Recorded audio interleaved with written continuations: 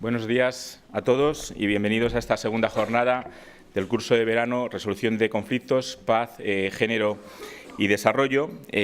Continuamos con el bloque de ayer, seguridad global, amenazas, desafíos y estrategias para afrontarlos. En un pequeño apartado que hemos organizado esta mañana, pues porque por motivos de agenda el ponente que teníamos esta mañana no podía venir ayer como inicialmente lo tenía previsto. Se trata de Nicolás Berlanga Martínez. Él es actualmente consejero principal sobre migraciones en el Departamento de África del Servicio Europeo de Acción Exterior. Es embajador de la Unión Europea y ha sido embajador hasta hace poco en Togo, entre el 2013 y el 2017. Anteriormente había sido primer consejero de la Delegación de la Unión Europea en Camerún y encargado de negocios de la Delegación de la Comisión Europea en Vanuatu. Entre el 92 y el 2000 trabajó de cooperante con la ONG Acción contra el Hambre y Médicos Sin Fronteras en países como Kenia, Somalia, Armenia y Nicaragua. También fue observador de Naciones Unidas en Angola y en Haití entre el 90 y el 91. Fue graduado en el año 85 con el número 1 de la promoción de la Academia General Militar y realizó estudios de Relaciones Internacionales en el Instituto Ortega y Gasset de Madrid.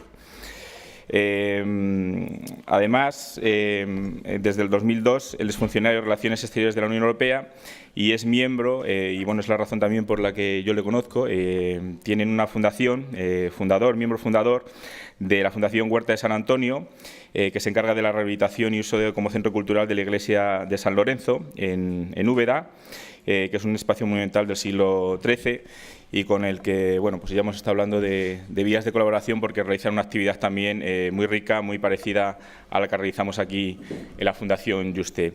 Nicolás, un honor, un placer el tenerte aquí con nosotros. Muchas gracias por haber hecho el esfuerzo porque llegó anoche, se tiene que ir esta tarde por temas de agenda con el Servicio de Acción de Exterior, con lo cual te agradecemos enormemente el que hayas hecho el esfuerzo por poder estar aquí con nosotros. La audiencia es toda tuya.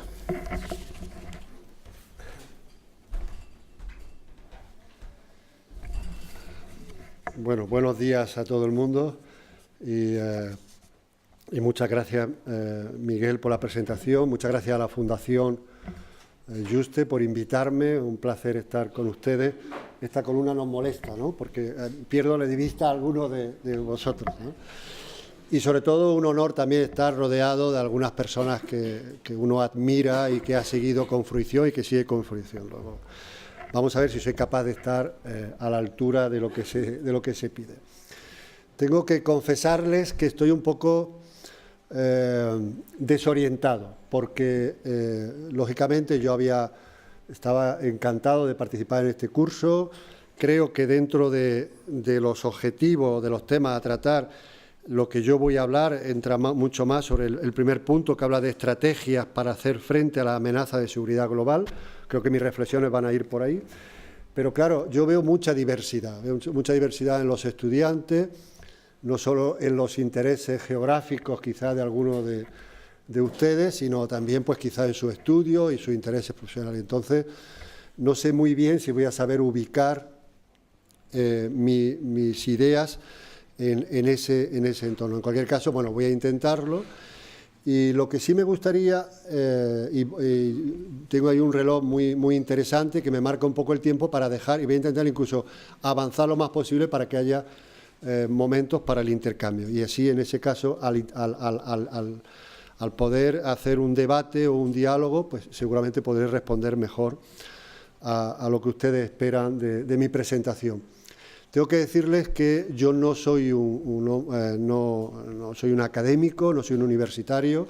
Lógicamente he realizado estudios y me interesa muchísimo reflexionar sobre los temas en los que trabajo, pero soy un diplomático europeo, pero también un poco sui generis, porque, como han oído un poco anteriormente, mi vida profesional ha seguido diferentes etapas y luego realmente yo encuentro mi verdadera motivación cuando trabajo en países, sobre todo lo que yo llamo la diplomacia del desarrollo, en países en desarrollo.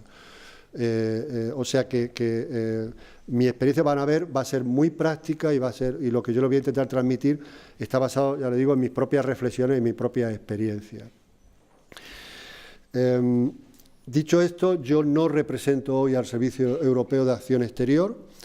O sea, yo estoy aquí a título personal y me da un poco de miedo saber que se está grabando lo que vamos hablando.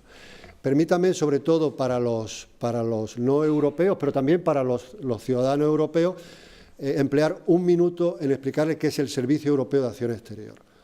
La Unión Europea actualmente, el último estructura jurídica, el último ordenamiento jurídico que rige la Unión Europea es lo que se llama el Tratado de Lisboa, que es un tratado que entró en vigor en el año 2009 y que creaba por primera vez este Servicio Europeo de Acción Exterior, que es más o menos, y sin utilizar un lenguaje de común denominador, es un Ministerio de Asuntos Exteriores europeo, compuesto por, y que actualmente está dirigido por la señora Mogherini, Federica Mogherini, antigua ministra de Asuntos Exteriores italiana.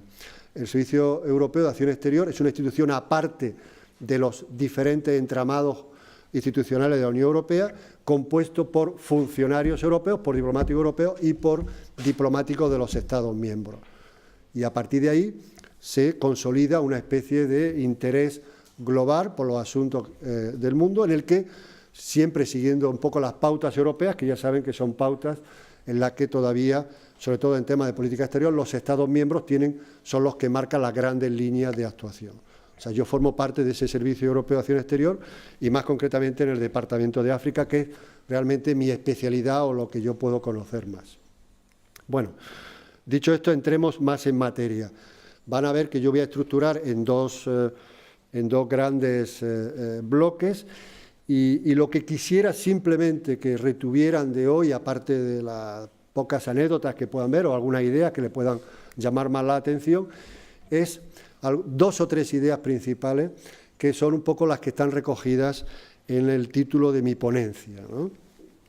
Que dice un mundo entre comillas de conflicto inexistente a desafíos compartidos, la necesidad del multilateralismo. Si lograra que después de esta intervención ustedes fueran mucho más rigurosos, yo les animara a seguir investigando en aquellos temas que les interesa, a intentar ver el haz y el en vez de todas esas problemáticas y que aceptaran un poco la complejidad y no la simplicidad de las relaciones internacionales actualmente. Y si después yo les animara y les sembrara un poco más de ánimo en favor de soluciones concertadas a los grandes problemas de nuestro mundo, yo con eso ya me sentiría satisfecho. La expresión un mundo entre comillas la he sacado de un analista político que quizá, sobre todo nuestros amigos latinoamericanos, lo conozcan más, que es Moisés Naim, el señor, este analista, este antiguo ministro venezolano, creo que fue de Fomento, director del Banco Central de Venezuela, pero que sobre todo se dio a conocer internacionalmente cuando fue el editor de la revista Foreign Affairs durante una quincena de años. Y este señor fue el que reflexionó sobre un mundo entre comillas. Y lo que venía a defender, algo que yo desde mi experiencia de terreno lo corroboro, es que el siglo XXI tenemos el peligro de caer en dejarnos dirigir y intentar aceptar un lenguaje sesgado que no responde realmente a la realidad. Y en esto también a nivel de la organización internacional e incluso de la comunidad internacional, incluso de los grandes debates internacionales, tienen parte de culpa en esto. Y lo que quiere decir un mundo entre comillas es que aceptamos, por ejemplo, estadísticas, aceptamos conceptos que realmente no reflejan exactamente lo que pasa en el mundo.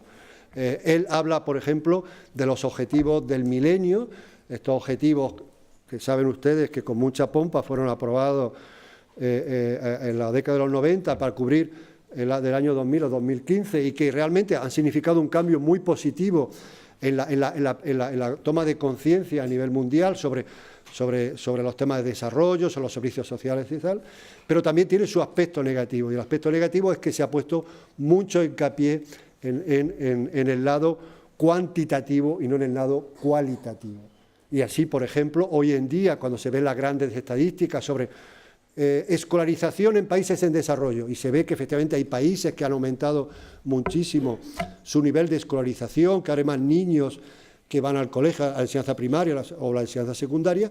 Sin embargo, no nos hemos parado a pensar, quizá ahora en los objetivos sostenibles hasta el año 2030 nos dé la oportunidad en la calidad de esa enseñanza nueva que se ha propuesto. En si los países que han hecho este avance en términos cuantitativos a nivel de educación o de salud, realmente ha ido acompañado con una toma de conciencia mucho más acertada, con unas inversiones que ha hecho que la calidad de esos nuevos medios que se han ofrecido ha acompañado a la cantidad. Y realmente, por desgracia, por lo menos mi reflexión o mi experiencia, y como digo, mucho más centrada en África, es que no, que efectivamente muchas de estas grandes reformas han aumentado, han avanzado, pero que todavía hay un aspecto muy importante a conseguir a nivel cualitativo. También, por ejemplo, hablando de temas de democracia, ¿no? o temas de derechos humanos, muchas estadísticas nos muestran pues, un avance en el número de elecciones que se producen en el mundo o incluso pues, en una intervención más de la sociedad civil. Y sin embargo, cuando uno rasca, cuando uno investiga, cuando uno va mucho más allá, se da cuenta de que realmente lo que ha pasado también en muchos regímenes es que los que ostentan el poder han sido mucho más sofisticados en la manera de presentar y vender hacia la comunidad internacional, hacia esos parámetros internacionales, muchas de sus acciones a nivel de elecciones, a nivel, por ejemplo, de poder dirigir la sociedad civil, que ha perdido parte de su voz independiente para convertirse en una voz mucho más dirigida. Hay una sofisticación en el ejercicio del poder que también sobre el cual hay que reflexionar e intentar bueno, pues por lo menos reflexionar a nivel académico para poder proporcionar soluciones mucho más viables. En Europa, estos últimos años, hemos estado dominados en otro mundo, entre comillas, y estamos dominados, y además con unos resultados todavía bastante inciertos hacia dónde nos van a llevar, que es el tema de la migración. Ustedes lo saben, los europeos y los no europeos, que estamos dentro de una dinámica muy nociva en la que se escuchan conceptos y un lenguaje que hace 6 meses o 9 meses o un año estaba totalmente prohibido. Y sin embargo ahora, con una normalidad aplastante, pues empezamos a utilizar términos que, como digo, antes no lo hubiéramos permitido realizar. Y luego, yo creo también que los medios de comunicación, las redes sociales, en fin, todos sabemos que esas redes sociales han sido liberadoras para muchas sociedades por la capacidad de conexión que le han dado sobre todo a generaciones jóvenes, pero también sabemos de las influencias nocivas que hemos tenido y que ha tenido, desde mi punto de vista personal, ha tenido una incidencia clara sobre la ética del ejercicio del poder. O sea, ahora se permiten muchísimas cosas por las que antes simplemente la sospecha de utilizarlas pues significaba que esa persona estaba apartada del poder o tenía que dimitir. Y tenemos muchos ejemplos y los casos más claros que se exponen a nivel de relaciones internacionales, pues, lógicamente es, por ejemplo, el referéndum del Brexit en Gran Bretaña o la elección del presidente Trump en Estados Unidos. Pero esos son solo 2 casos sintomáticos de mucho más que pudiéramos hablar. Pues en el tema de la migración, en Europa se ha creado una sensación de crisis que no tiene nada que ver con la realidad, porque si uno se fija en los números, en la cifra global en los últimos años, la inmigración en Europa no ha cambiado en términos generales. Lo que sí ha cambiado es el equilibrio entre migración legal y migración irregular, y que por tanto nos indica que mientras que no se refuerce de alguna manera cauce de migración legal, pues la inmigración irregular va a estar mucho más atraída a emprender esa aventura, muchas veces una aventura que crea de muerte o siembra muerte, como pasa en el Mediterráneo. Pero, de nuevo, en una idea general, lo que me gustaría que ustedes retuvieran de esto es, primero de todo, una claridad conceptual sobre el fenómeno de la migración. Y en esa claridad conceptual me gustaría que fueran capaces de algo tan básico como saber distinguir entre los que son refugiados, los que son asilados y los que son emigrantes económicos. porque son tres categorías muy distintas, en las que las dos primeras tienen derecho a una protección internacional y, por tanto, les separa de lo que son la tercera categoría, que es la inmigración irregular. La inmigración irregular, que básicamente es estas personas que quieren buscar un nuevo horizonte y que no lo encuentran de una manera legal y deciden emprender una aventura, como digo, una aventura llena de peligros. Yo creo que lo que todos tenemos que defender de una manera sensata para evitar que los tráficos ilegales o para evitar o para limitar el número de personas que puedan perecer en este trayecto es que la migración irregular hay que ordenarla, hay que saber canalizarla y, como digo, todos los indicadores nos orientan hacia el reforzar un diálogo con los países de origen y en establecer vías de migración legal que limiten estos movimientos. Dicho esto, y voy muy rápido porque el reloj lo veo pasar el tiempo, dicho esto, no olviden una cosa, la migración irregular, o sea, el negocio de la migración irregular, hoy en día es un negocio que todos los especialistas lo comparan con el tráfico de droga o el tráfico de armas. O sea, el tráfico de personas se ha convertido en un gran negocio a nivel financiero y en el que están implicados tanto personas de países de origen como personas de países de destino y en el que además están combinados, no solo, o sea, no es que haya unas vías para la droga o para el armamento o para las personas. Y entonces, o sea, está muy bien tener sentimientos en favor para analizar este fenómeno y pensar que la dignidad humana, sin lugar a dudas, tiene que ser el primer elemento a tener en cuenta, pero sin olvidar también este tipo de elementos. El tipo de elementos de lo que significa también promocionar o animar este tipo de redes criminales. El segundo aspecto que me gustaría que tuvieran en cuenta, sobre todo, de nuevo, los ciudadanos europeos, es que es injusto cargar sobre las espaldas de Europa la responsabilidad de lo que está pasando actualmente, por ejemplo, en el Mediterráneo, o en Libia, o en algunos países de origen. Por supuesto que Europa tiene una responsabilidad. Europa fue creada como una comunidad de valores y esos valores tienen vocación universal. Y además, algunas de sus políticas y algunas de sus declaraciones y algunas de los mensajes que se están pasando no están favoreciendo soluciones, digamos, sensatas a este problema. Pero hay una cosa fundamental que, afortunadamente, los africanos cada vez más lo están defendiendo, incluso públicamente, es que hay que investigar por qué estas personas quieren salir de sus países de origen.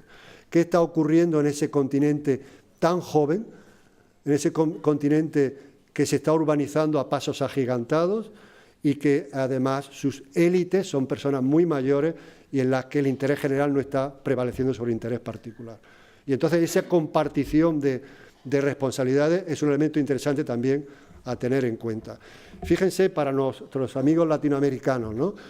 Ustedes tienen muy presente el problema de la inmigración hacia Estados Unidos y más estos días, desgraciadamente, por este presidente americano que tenemos tan locuaz en sus comunicaciones, ¿no?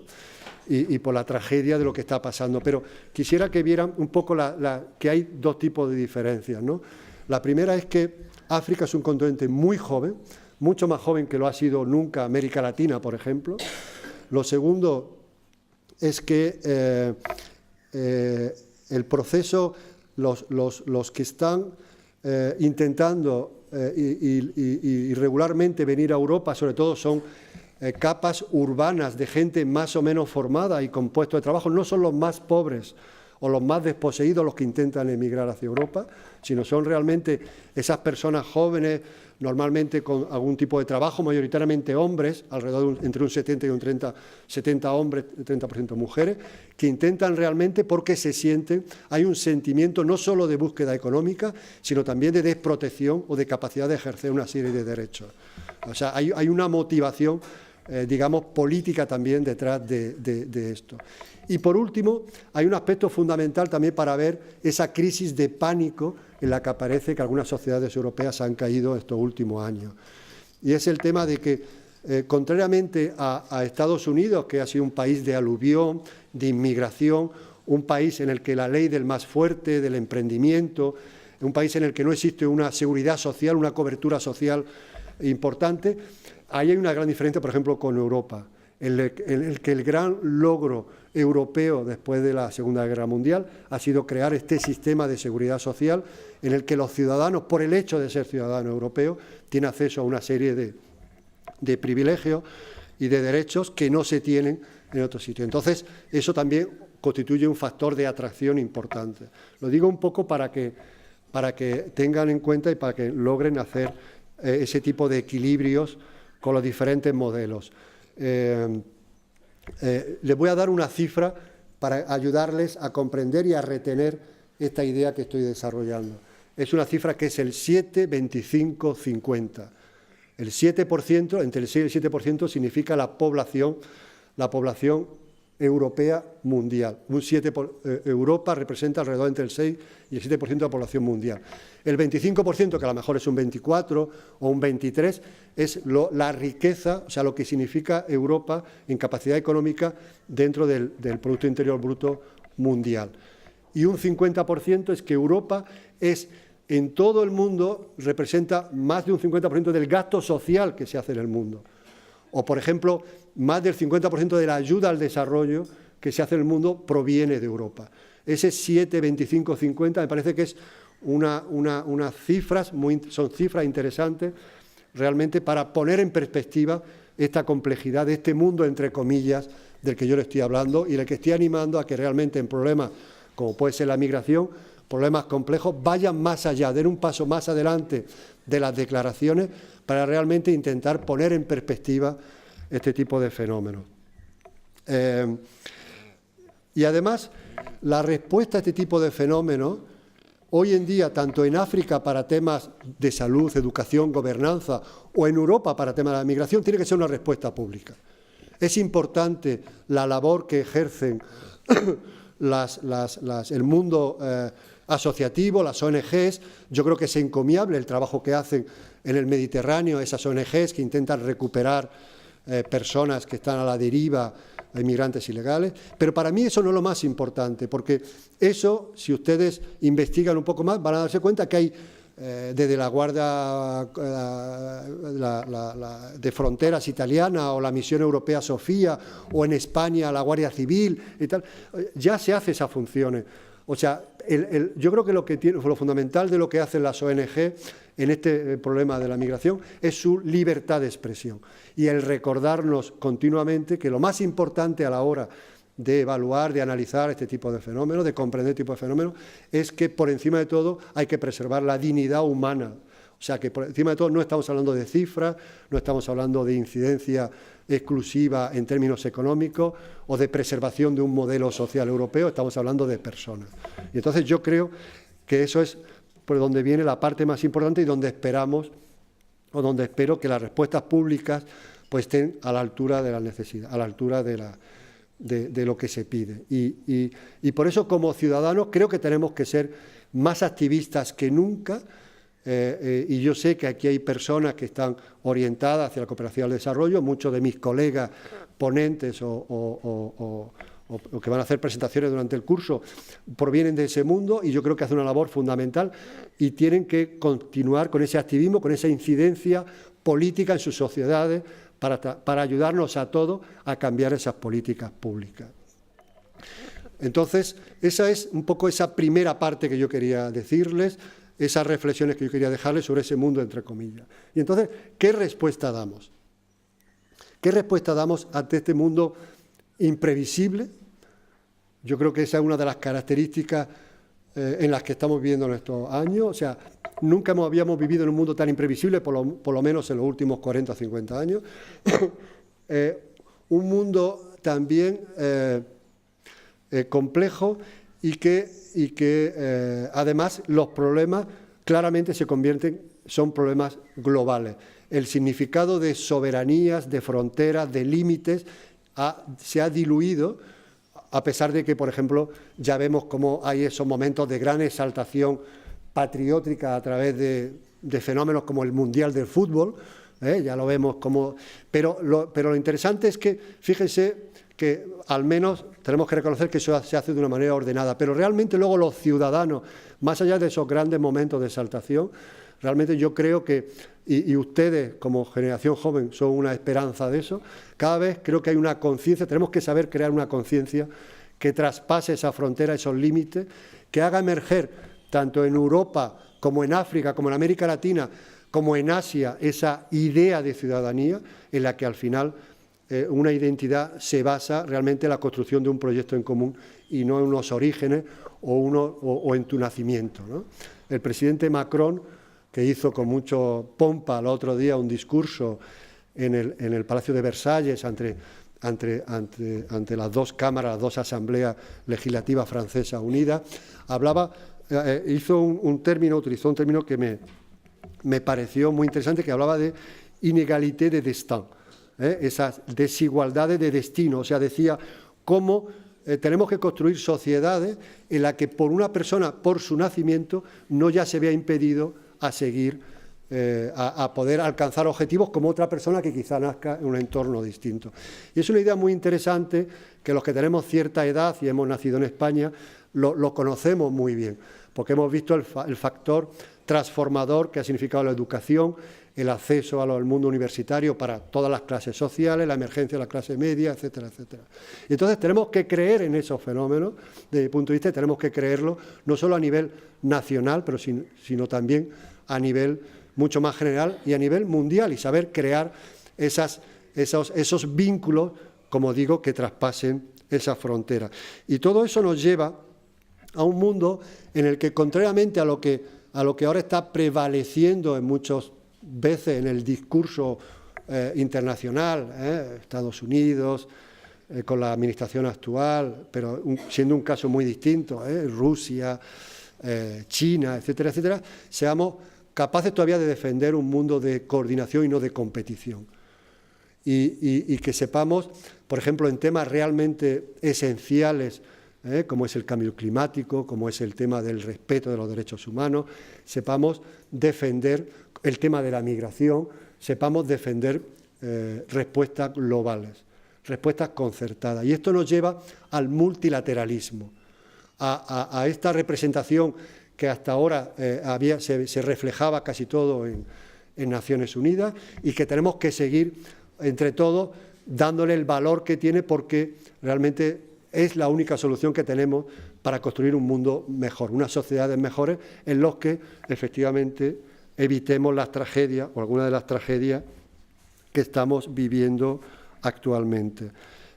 Y hay un aspecto muy interesante que antes lo he resaltado con África, pero también creo que tenemos que resaltarlo a nivel general, y es el tema de las generaciones jóvenes.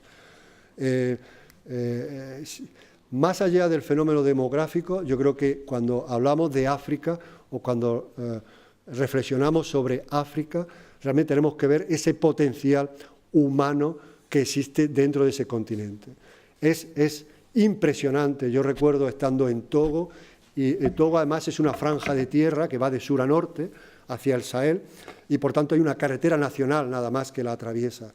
Y a ir por esa carretera nacional en el momento de salida de las escuelas de los niños y ver como una especie de invasión, una especie de me recordaba las películas aquellas que veíamos de americanos y tal, los búfalos. O sea, es impresionante ese potencial de juventud, y por otro lado el desafío que significa darle esperanza a todas esas jóvenes. Por otro lado tenemos sociedades, sobre todo la sociedad europea, una sociedad que tiende al envejecimiento, o sea, que en definitiva que necesitamos crear lazos, una fluidez que nos permita esa complementariedad. O sea, he hablado de la cooperación y no la competición, he hablado del multilateralismo eficaz y también del lado de juventud, que me parece interesante. Permítame que haga un poco de reflexión sobre Europa o sobre la Unión Europea y decirles, sobre todo a los estudiantes europeos, que no caigan en el desfallecimiento, que no se dejen llevar por ese vagón fácil, muchas veces cargado de demagogia, en el sentido de que reconozcan que Europa es una realidad construida con muchísimo cuidado, con muchísimo entendimiento, y que puede ser un factor de esperanza, y que en realidad la Europa se construye a muchos niveles, y no es solo la Europa de Bruselas, sino la Europa de Madrid o de París o de Berlín o de Budapest. Eso también es Europa, y también la Europa de Mérida, capital de Extremadura, o de Sevilla, capital de la Comunidad Autónoma de Andalucía o de otras, o también de las ciudades. Y que a cada uno a su nivel sepamos construir esa Europa. Vuelvo a decir, es una Europa, la Unión Europea es, sin lugar a dudas, la mayor contribución a la paz mundial que ha realizado el continente europeo. O sea, este continente, aunque perdemos memoria, hace 60 o 70 años estaba continuamente, durante siglos, ha estado continuamente en conflicto. Y entonces, la capacidad de crear ese modelo merece la pena lucharlo cada uno a su nivel. Y tengo que decir también que la Unión Europea, por lo menos en sus principios, en sus políticas exteriores, tiene unos principios que son principios que intentan atraer hacia ellos más que separarnos de otros. Intenta ser un elemento previsible en el que imponga ciertos criterios de sentido común en la política internacional y que intente ser un partenariado transformador, aunque ya he tenido alguna discusión esta mañana con algunos de los ponentes sobre efectivamente esa pérdida de capacidad o de esa pérdida de confianza en sí mismo para tener una capacidad transformadora. Yo creo que tenemos que en Europa, sobre todo en temas de política exterior, nos falta lo que se llama, y lo pongo entre comillas también, vocación de poder. Y vocación de poder no significa una vocación imperialista de imponer el poder, significa sobre todo la capacidad de interiorizar nuestra propia sociedad, que los intereses y valores, nuestros intereses y nuestros valores, hay que saber defenderlos. Y yo creo que somos todavía bastante pusilánimes en esa capacidad, en esa seguridad de nuestros valores y de nuestro modelo a la hora de transportarlo hacia afuera. Bueno, voy a terminar ya, me quedan 10 minutos y 20 segundos, pero quiero darle 10 minutos más al debate, ¿no? Ayer y anteayer hemos visto las semifinales del Mundial. El domingo vamos a ver la final, pero me fijo más en las semifinales. Bélgica, Francia, Inglaterra y un poco excepcional Croacia. Yo creo que lo que hemos visto en estos equipos de fútbol, estos equipos mixtos con jugadores de orígenes distintos y tal, eso es un poco una cierta anticipación de la Europa que nos espera. Y lo que es curioso es que cuando se trata del fútbol, nadie lo discute, o muy poca gente lo discute. En Francia sé que en el año 98, cuando ganó la primera Copa del Mundo, hubo cierto debate sobre eso. Pero fíjense en ese detalle, y fíjense también el detalle muy interesante de Croacia, una pequeña nación de 4 millones, pero muy homogénea también étnicamente. Y eso es muy importante también tenerlo en cuenta, porque por lo menos mi reflexión y mi experiencia es que algunos de los problemas que estamos teniendo en el interior de Europa para poder aceptar ese diferente, viene también de estas sociedades que han sido muy homogéneas históricamente, y que el paso a poder convertirse en sociedades mucho más diversas, pues les va a costar a nivel de mentalidad. En España, para los jóvenes que tenemos aquí, en España hasta el año 2001 o 2002, la población extranjera no europea en España era un 1%. Y sin embargo, ahora, en 10 años, gracias al boom económico, se convirtió en un 11 o 12% y se desarrolló de una manera relativamente bastante bien, lo cual corrobora un poco lo que yo decía, y es que las sociedades, a nivel local, a nivel ciudadano, incluso a nivel regional, son sociedades, creo que somos ciudadanos mucho más formados y solidarios de lo que realmente lo éramos como sociedad hace 30 o 40 años, ¿no? En fin, termino, y ahora ya sí, con una expresión en inglés: the unavoidability of togetherness. Y esto yo se lo oí a un antiguo magistrado del Tribunal Penal Internacional en La Haya, un señor del Pacífico: the unavoidability of togetherness. Lo queramos o no, estamos condenados a estar juntos y a construir un mundo juntos. Y a partir de ahí, si aceptamos esto, posiblemente podamos llegar mucho más lejos que lo que algunas propuestas nos están ofreciendo estos días. Y eso es lo que me gustaría que quedara un poco como resultado de esta intervención, que espero no haberle aburrido demasiado y que espero que estos 20 minutos o 17 minutos que nos queda de debate pues podamos aprovecharlo. Muchas gracias.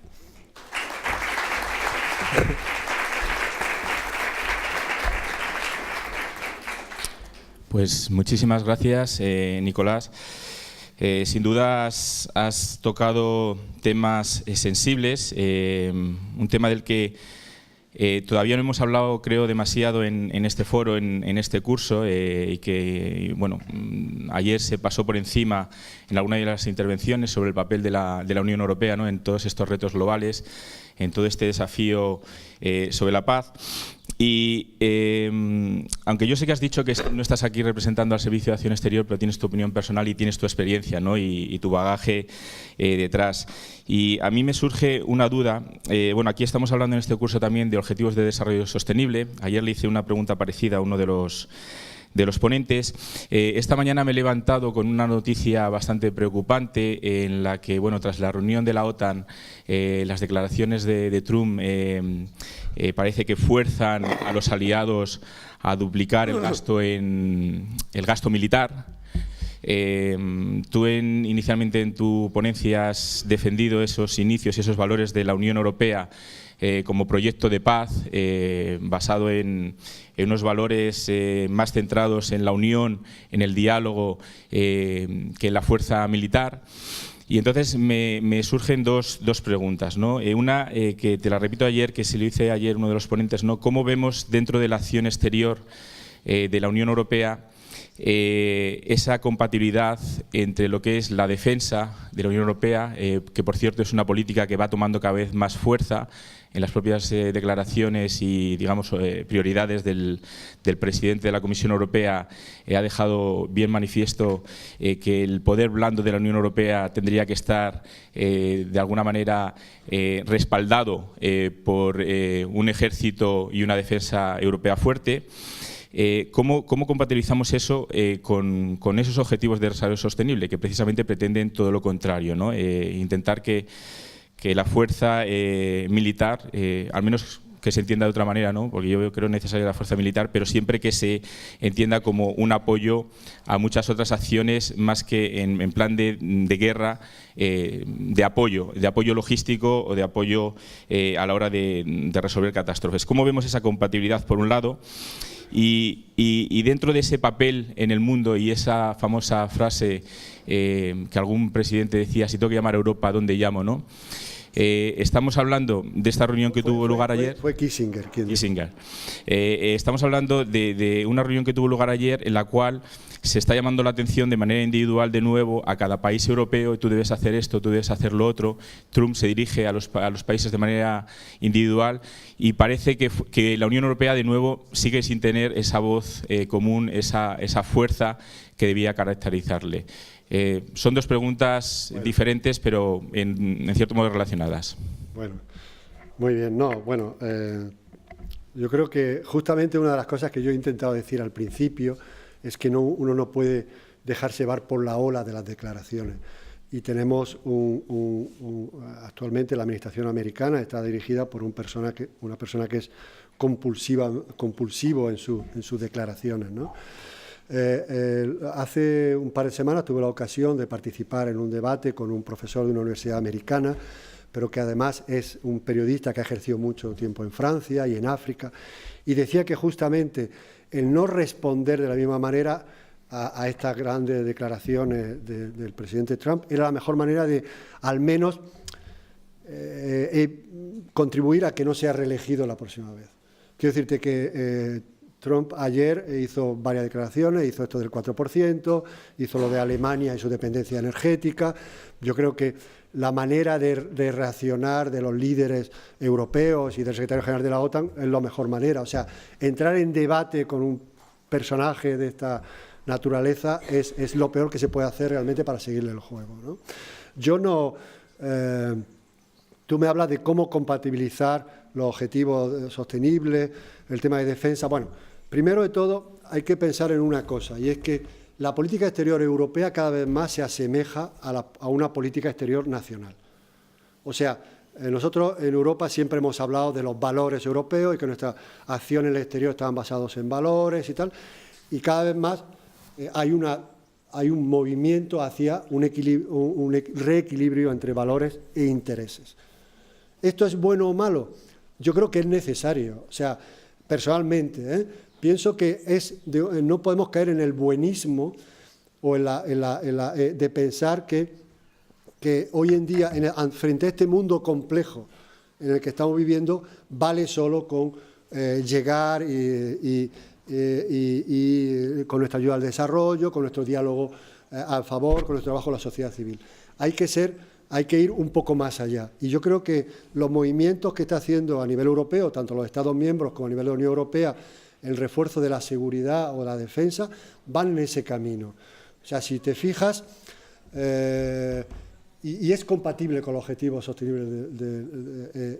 Primero de todo, decir que no está habiendo grandes transformaciones, ni creo que los vaya a haber a nivel de inversiones. Lo que cada vez más se están dando cuenta nuestros dirigentes, es que no tiene sentido, primero esa idea idílica en la que en algún momento dado se puso sobre la mesa de crear un ejército europeo. Eso yo creo que ha estado descartado por una manera de trabajar conjuntamente, mucho más, de coordinar proyectos, de fomentar también la investigación tecnológica en defensa de una manera compartida y con el apoyo de la Comisión y todo eso. Y segundo, hay un aspecto fundamental en temas de relaciones internacionales, y es que las acciones ligadas a la seguridad o la defensa que Europa está haciendo en el mundo actualmente están todas bajo la premisa absolutamente inquebrantable de la legitimidad. O sea, si tú te fijas, por ejemplo, en el mapa de las misiones de seguridad y defensa de la Unión Europea en el mundo, la mayoría de ellas concentradas en África, son misiones, por un lado, a veces militares, por ejemplo, la de la operación que hay en el Golfo de Adén y en el Mar Rojo contra la piratería en Somalia. Son misiones militares no ejecutivas, o sea, no armadas, como por ejemplo hay misiones de entrenamiento militar, o sea, para entrenar a militares en Mali o en Somalia, y hay misiones civiles que van ligadas pues a reforzar los vínculos en términos de la aplicación de la justicia y todo eso. Y bueno, todas esas misiones, el primer parámetro fundamental es la legitimidad del Consejo de Seguridad de Naciones Unidas. O sea, eso ya de alguna manera encuadra la acción, la proyección en términos de seguridad o de defensa europea muchísimo y evita cualquier tipo de derivas. Pero hoy en día cada vez más tenemos que aceptar, y esto fue parte de nuestra discusión anoche en la cena, tenemos que aceptar que cuando trabajamos con países en desarrollo y les animamos a que refuercen sus instituciones. O sea, ¿por qué cuando observamos, por ejemplo, Estados Unidos y Rusia, no lo vemos de la misma manera? Lógicamente son dos realidades completamente distintas, o China. Porque en Estados Unidos hay una fuerza institucional, hay una institucionalización de sus mecanismos de poder que posiblemente, yo lo espero por lo menos, ya veremos a ver el resultado, sean capaces de absorber hasta un personaje tan complejo como Trump. O sea, que una decisión ciudadana de elegir a un presidente de una manera legítima, pero el entramado institucional es capaz de limitar un poco las derivas que pudieran surgir de ese tipo de personajes. Esperémoslo. Esos contrapoderes, cosa que no existen ni en Rusia ni en China, ¿no? Entonces, ¿por qué digo esto? Porque tenemos que darnos cuenta que en los países en desarrollo, cuando hablábamos de institucionalización, aquellos países que tienen la legitimidad para hacerlo, el ayudarles, por ejemplo, a controlar mejor sus fronteras, no tiene por qué ser un elemento, eso no tiene por qué interpretarse como construir un muro o intentar yo qué sé, perdurar unos sistemas de poder a veces muy desiguales, ¿no? O sea, yo creo que al menos aceptar esas discusiones, esos debates en nuestra acción exterior o en nuestras acciones con este tipo de países creo que es muy necesario, ¿no? Y repito otra idea que he dicho al principio, es el rigor. Yo me doy cuenta cuando hablo con alguno de ustedes, cuando comparto cena o desayuno con alguno de ustedes que están que son personas que analizan, que estudian, que investigan sobre aspectos, todavía hay mucha desinformación sobre muchas de las acciones, sobre todo a nivel europeo. O sea, ahí hay una distancia que por eso justifica quizá un poco el esfuerzo de venir, estar con ustedes esta mañana, porque creo que es bueno comunicar e intercambiar, ¿no? Y cuando me gustaría que ese tipo de acciones, ese movimiento hacia temas más de seguridad y defensa, que se pongan en su justa proporción. Y yo les puedo asegurar, por lo menos dentro de mi conocimiento, que por ahora, no sé lo que puede pasar dentro de unos años, pero por ahora están en una proporción bastante aceptable y yo diría que necesaria en este mundo actual. Muchas gracias. Sin duda, esa falta de información o el conocer mejor también es uno de los motivos por los que te hemos traído aquí, porque sí que es verdad que somos muy conscientes de esa distancia que existe entre la Unión Europea y los ciudadanos, pero bueno, sabemos que siempre se están haciendo esfuerzos en ese sentido. Empezamos a ver algunas manos levantadas por allí. Los que queráis hablar, a ver, os acerco este micro y me hago yo con el siguiente.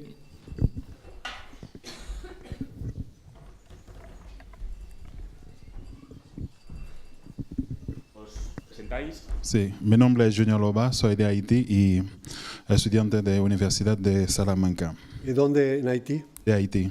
¿De dónde en Haití? De Puerto Príncipe. Ajá. Y me gusta la exposición para hablar de la migración y de la acción exterior de la Unión Europea, que es mi área de investigación.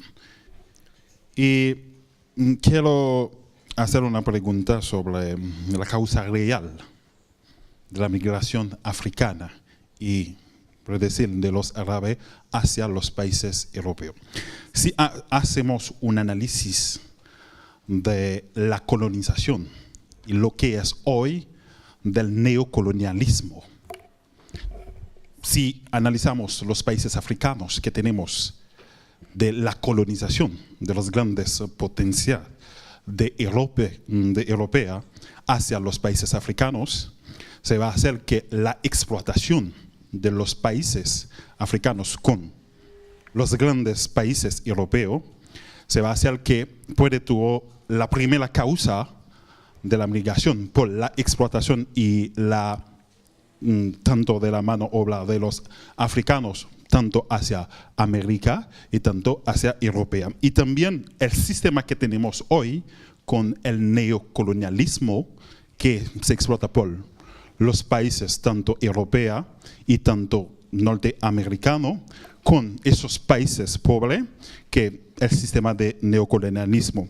Y también si analizamos más reciente lo que es la primavera árabe en profundo, de las causas de la guerra que tuvo los países árabes, hoy se va a ver más allá de la búsqueda de esos países o de esos pueblos que buscan refugiar hacia los países europeos o hacia los países norteamericanos. Y también analizamos lo que es la diplomacia o que es el poder blanco con las grandes empresas que los países europeos y tanto norteamericanos explotan por lo que es el comercio y también por la cultura. Se va a decir que trata de europea con sus socios. Dame tiempo para que pueda responder. Sí, okay, con su socio norteamericano se trata de hacer una repartición del mundo.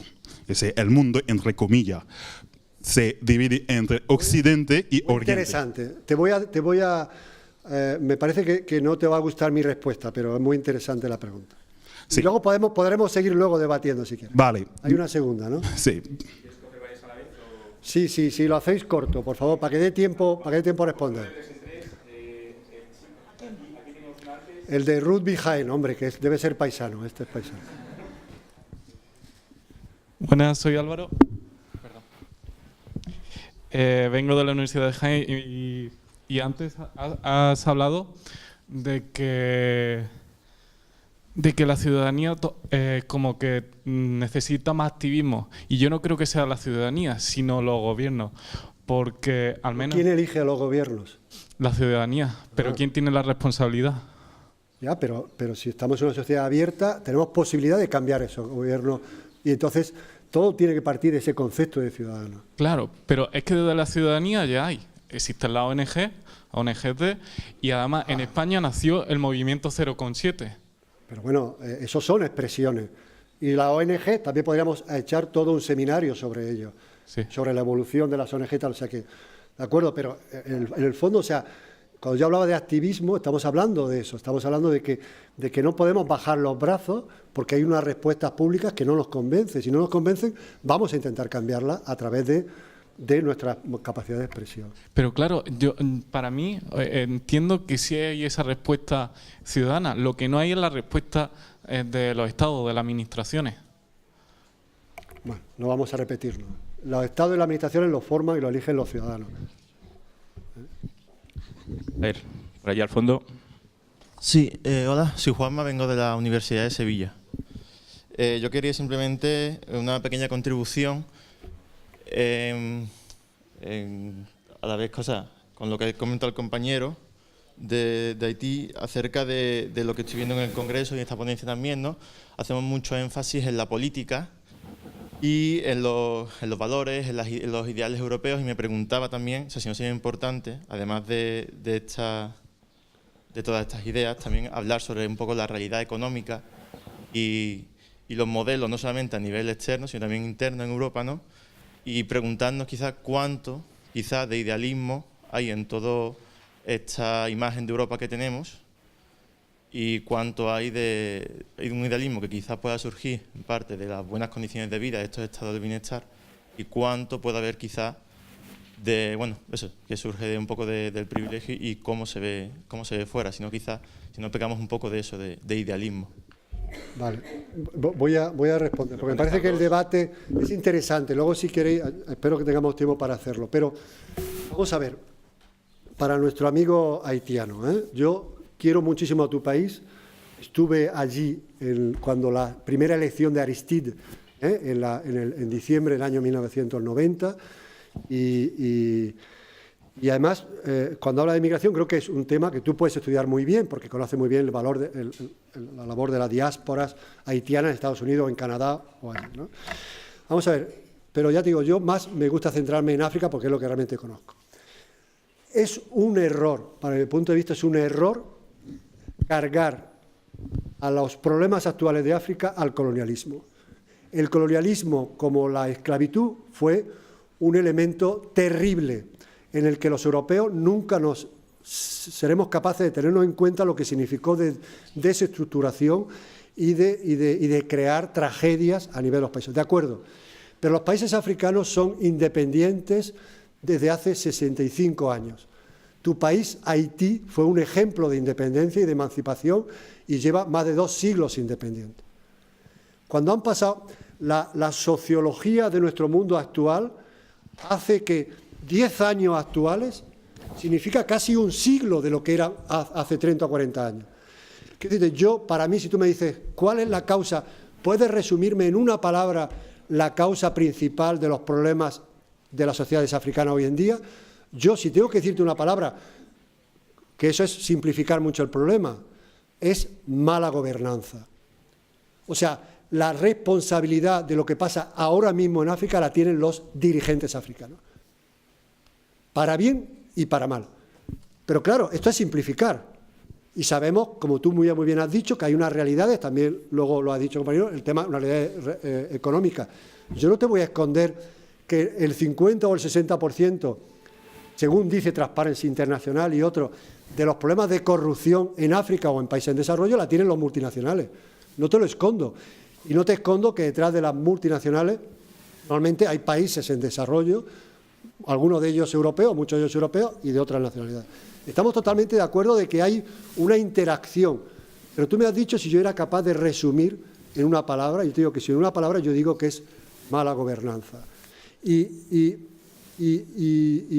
60 años, y creo, y además hay un fenómeno muy curioso, que está ocurriendo. Yo he insistido mucho sobre la juventud del continente africano.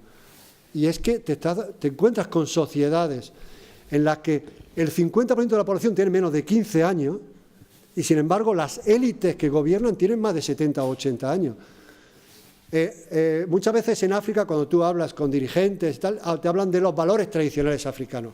Se quiere crear una singularidad de valores africanos. Yo creo que eso es erróneo. Yo, por lo menos personalmente, defiendo unos valores universales. Muchas veces esa llamada a esa singularidad de valores se hace simplemente por una cuestión de preservación del poder. Y además, ahora lo que se está ocurriendo es que entre el fenómeno de la urbanización, porque África se está urbanizando, contrariamente, por ejemplo, a lo que pasó en Europa hace un par de siglos o lo que pasó en América Latina hace 30 o 40 años, África se está urbanizando llegando a niveles económicos muy bajos con respecto a lo que ocurría en otros países o en América Latina. Se habla en África la gente se mueve de lo rural a lo urbano con un tercio de la renta per cápita con lo que ocurrió, como ocurrió, por ejemplo, en América Latina. ¿Qué significa eso? Que hay también un factor de escape hacia esos valores tradicionales que ya no reflejan. Porque claro, tú tienes una minoría de personas muy mayores y una gran mayoría de gente joven y ahí hay una falta de desconexión para eso. En fin, en resumidas cuentas, sí hay que buscar, hay que ver las responsabilidades también que tenemos o que tienen nuestras empresas en esto. Yo no utilizaría la palabra neocolonialismo, pero sé a lo que te refieres, pero sin olvidar que la responsabilidad principal requiere, 60 años después de la independencia, tiene que recaer en los propios dirigentes. Y con respecto a eso, me puedes preguntar, bueno, ¿y qué se puede hacer a partir de Europa? Pues yo creo que lo que se puede hacer es lo que ya se ha empezado en algunos países europeos, lo que se ha empezado en el Parlamento Europeo, con toda su tibieza y sus limitaciones, que es obligar a establecer leyes que obligan a las empresas multinacionales europeas a respetar los mismos parámetros sociales en Europa y fuera de Europa. Y eso lo ha hecho también el Congreso de Estados Unidos y tal, pero sabemos que eso tiene muchos agujeros y muchas ventanas, muchas fugas y que todavía no está aplicable.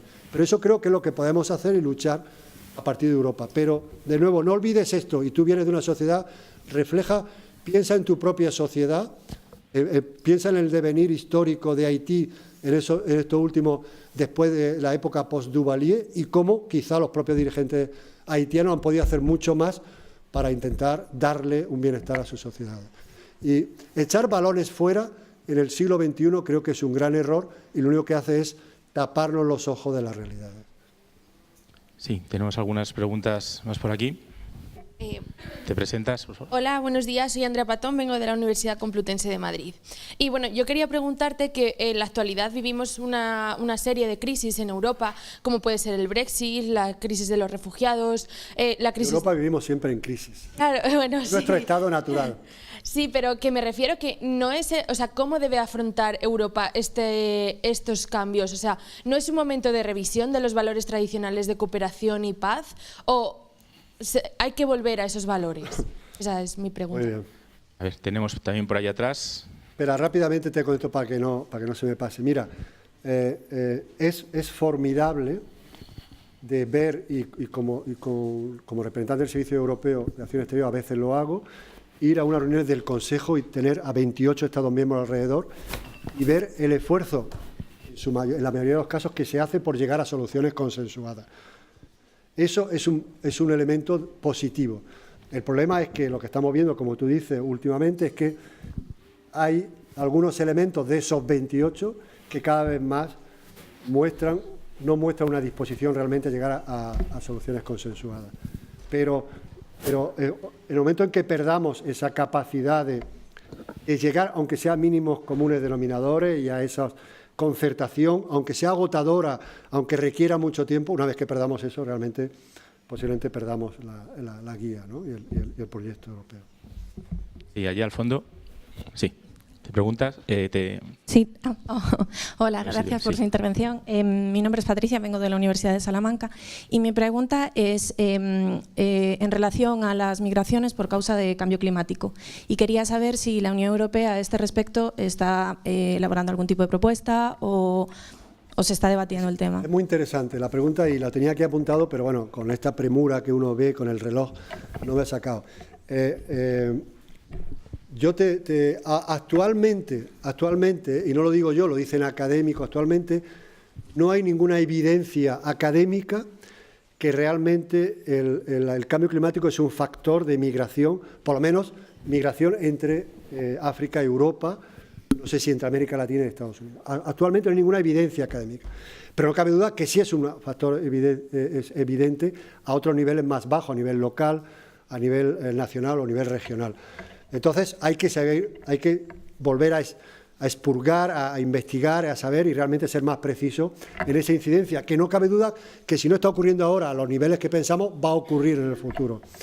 Y a partir de ahí, yo creo que puedo asegurarte que uno de los grandes elementos que cohesiona Europa hacia afuera es realmente ser una ladiz contra el cambio climático. Entonces yo estoy seguro que eso está dentro, forma parte de las discusiones. Pero ahora mismo que estamos tan obsesivamente centrados en la migración África-Europa, eso, si te digo la verdad, es un elemento por ahora lateral.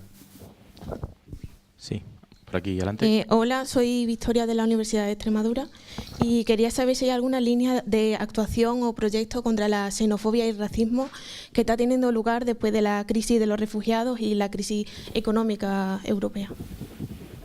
Pues hay esa línea de comunicación, de trabajo efectivamente contra estos brotes de xenofobia y no solo por la migración, lo había antes, pero hay un aspecto que, fijaros, la Unión Europea es mucho más activa en el exterior que lo es en el interior, porque en el interior, digamos que se acepta que la respuesta hacia esos brotes tiene que ser una respuesta más nacional que a nivel europeo, Y sin embargo, a nivel internacional somos mucho más beligerantes.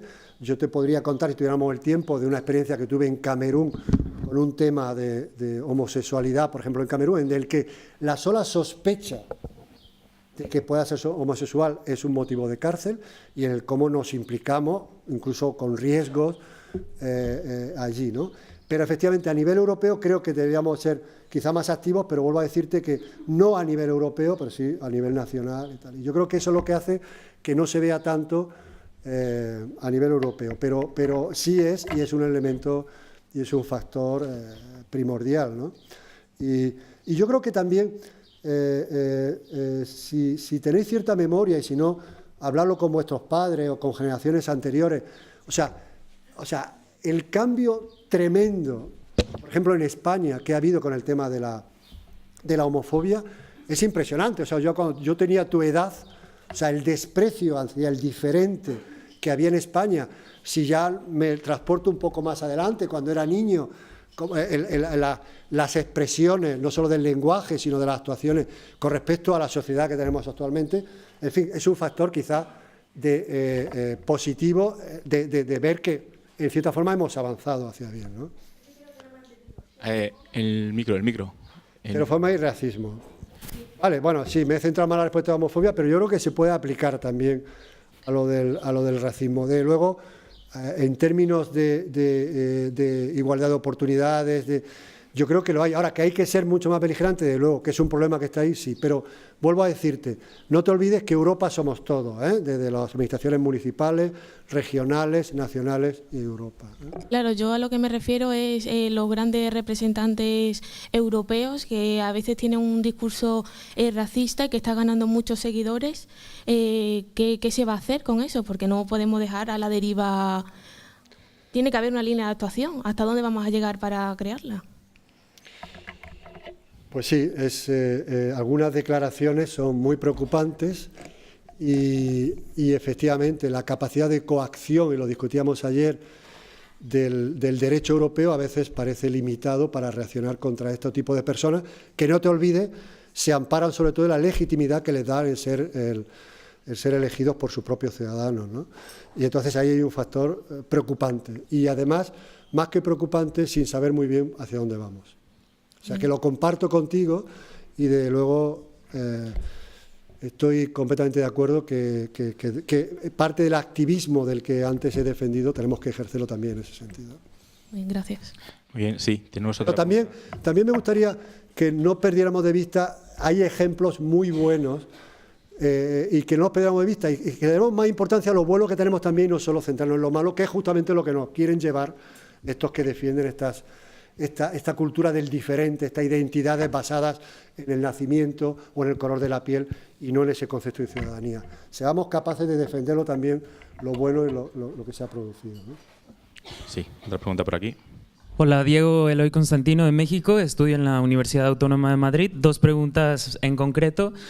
¿Cuál sería su percepción acerca de la política migratoria que está llevando a cabo el presidente Donald Trump acerca de tolerancia cero y ver todas estas familias que han sido separadas, sobre todo ver a niños compareciendo en audiencias ante jueces? Y me gustó mucho el tema que tocó de la juventud. Con respecto a ello, me gustaría también saber ¿cuál es la opinión acerca de los Dreamers? Estos niños que llegaron muy pequeños a Estados Unidos, estuvieron 10 o 20 años. Me lo pone muy fácil. Llevo 50 minutos hablando, ya sabes por dónde voy a salir, ¿no? Una anécdota. Has seguido estos días lo que ha pasado en Tailandia y lo de los niños que han estado atrapados en la cueva, ¿no? Entonces había alguien que decía, que tuiteaba el otro día, diciendo: a ver si ahora que ya se han liberado los niños, afortunadamente, de la cueva, o sea, que han salido rescatados los niños de la cueva, se le da igual de importancia a nivel mundial en los medios de comunicación los 2.000 o 3.000 niños separados de sus familias en Estados Unidos, ¿no? O sea, que pasamos de 12 a 3.000 y también, o sea, que no cabe duda que ya puedes pensar, antes he hablado de esa labor que hacen las ONG de poner por delante de todo y recordarnos la importancia de la dignidad humana. O sea, si hay un factor que va en contra de esa dignidad humana es, sin lugar a dudas, estas actuaciones, ¿no? Y con los Dreamers, pues, en fin, no tengo una opinión muy formada, pero lógicamente me parece también que va en contra luego va en contra del derecho internacional y de todos estos mecanismos de protección que no hemos logrado dar a lo largo de los últimos 50 o 60 años, y por tanto yo creo que la respuesta está ahí, y de ahí la conclusión de mi presentación en favor del multilateralismo, del respeto al derecho internacional y de la consideración de la persona mucho más allá de su lugar de nacimiento, ¿no? Muy bien, pues yo creo que con estas últimas reflexiones y esa defensa a favor de esos 3 factores claves, podemos dar por concluida esta primera ponencia de la mañana y damos un gran aplauso al ponente por su intervención.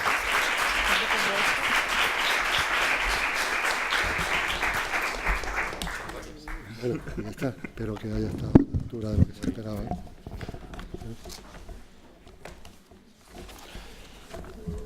Pasamos a la segunda ponencia de la mañana.